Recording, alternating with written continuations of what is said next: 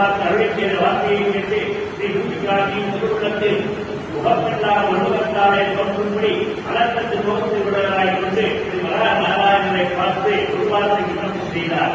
தேவேந்திராளர் குட்டிகளாளர் கொள்கை அங்கிருக்கே தேவதையை தாமே அருளை செய்யும் வழியாக இருந்தது.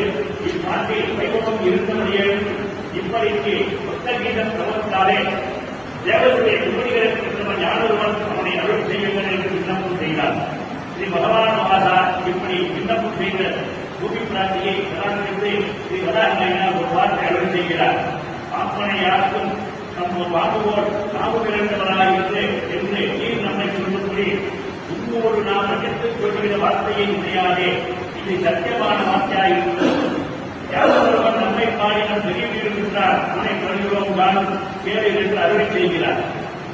முன்பு நீரும் நாமும் தூக்குடியாக கட்டியிருந்த ஆசிரமத்திலே பாபயோனியிலே பிறந்தவன் ஒருவன் நமக்கு பாட வேண்டும் என்று சங்கல்பித்து யாகவந்தனாய் மேலும் நம்பத்தல் மத்தியோடே பிரம்ம முகூர்த்தத்திலே வந்து தன் ஜாதிக்கு குணமாய் வந்து தூரத்திலே என்றும் பாடினான் தான் சங்கல்களை